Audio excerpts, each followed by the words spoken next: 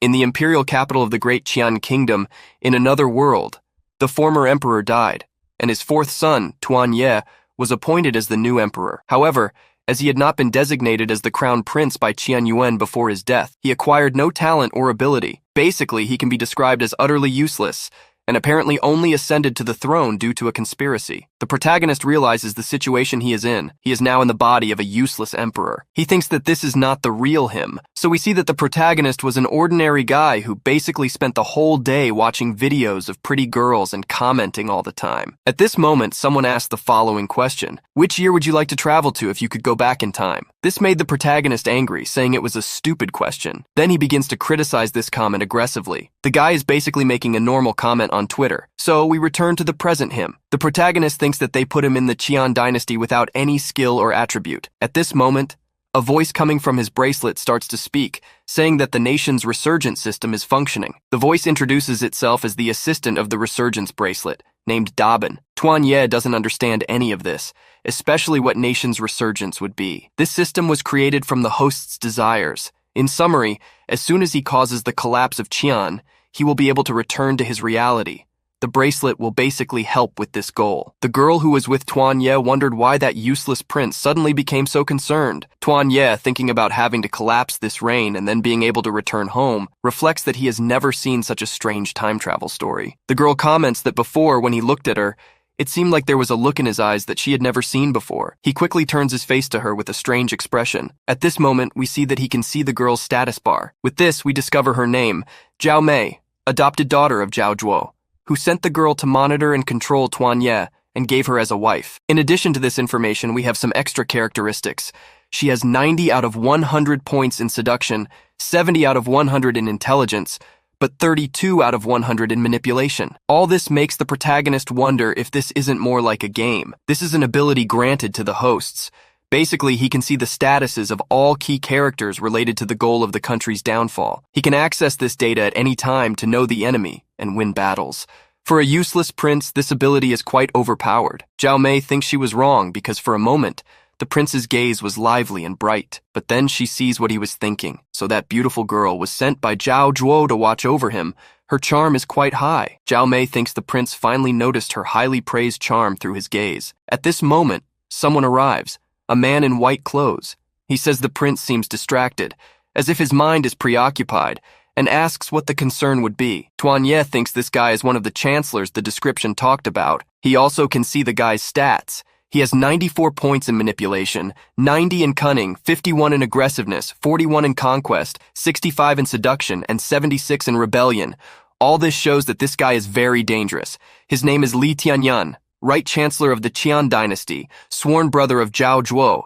He sees Tuan as a puppet he can control, and intends to help Tuan access the throne of Qian. Speaking of Zhao Zhuo, aside from his stats, 82 points in manipulation, 79 in cunning, 66 in aggressiveness, 85 in conquest, 70 in seduction, and 100 in rebellion. He is the left chancellor of Qian, sworn brother of Li Tianyuan. He also sees Tuan as a puppet, and intends to help Tuan access the throne of Qian. Tuan comments in his mind that he finds Li Tianyuan's manipulation very high, and Zhao Mei realizes that this is the first time the prince has shown such a cold and frightening look, but for some reason it makes her excited in a special way. Tuan says that Zhao Zhuo's data values are a bit low, but he doesn't have weakness in any area, making him a versatile warrior in all aspects. Zhao Zhuo says that the prince should be concerned that the throne Li Tianyuan has in his hands is not so stable. Tuan says no, it's actually that he hopes it's not stable, so the country falls quickly. The girl thinks that even in the face of her father's provocations,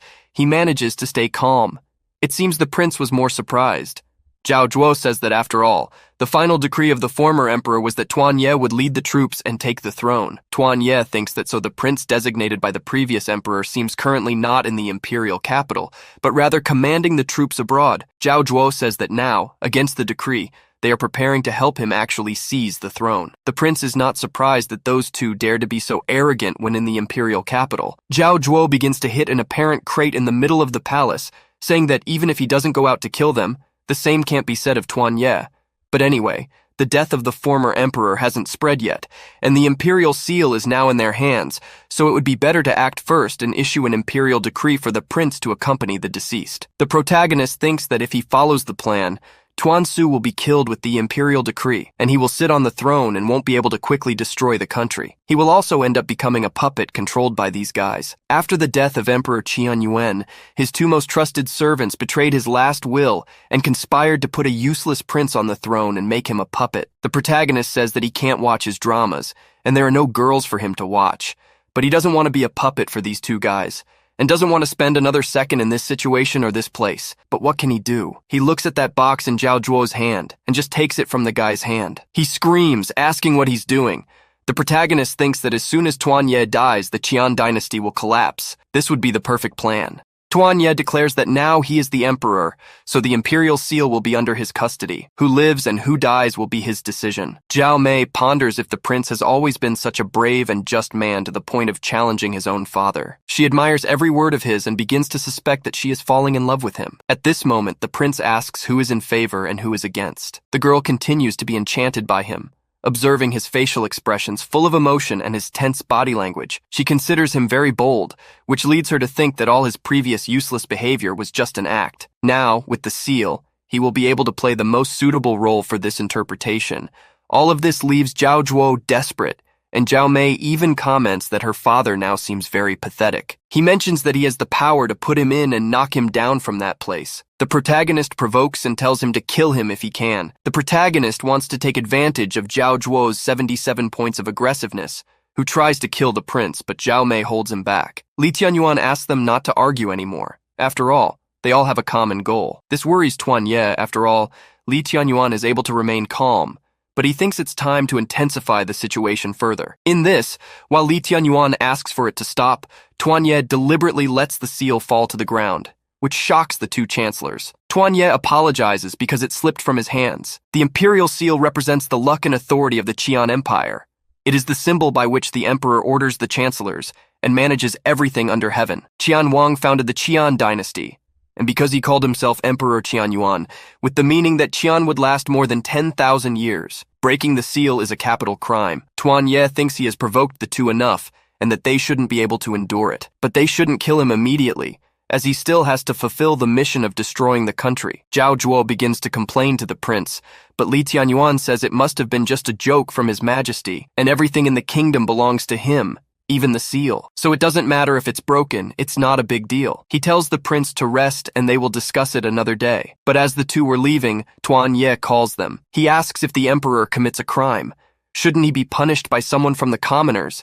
And if he won't kill him? At another moment, the two chancellors are discussing getting rid of Tuan Ye at any cost. But Li Tianyuan asks if Zhao Zhuo knows the consequences of eliminating him. He wonders what consequences there could be. He calls Zhao Zhuo an idiot. After all, the prince is commanding the troops. If the emperor dies mysteriously in the imperial capital, then they would be the first suspects on the list and will be punished for it. Tuan Ye broke the imperial seal and still left them without ground to control Tuan Su. He even mentions that Tuan Ye is the only one in whom. He also mentions that Tuan Ye is the only one they can trust after he gets the throne, so they cannot get rid of him for now. Zhao Zhuo asks if he really thinks Tuan Ye did all this on purpose to avoid killing Tuan Su by breaking the seal, and he says yes. Originally, Tuan Su was an obstacle for Tuan Ye to conquer the throne, but now that is inevitable. On this continent, nations fight for hegemony. The population suffers.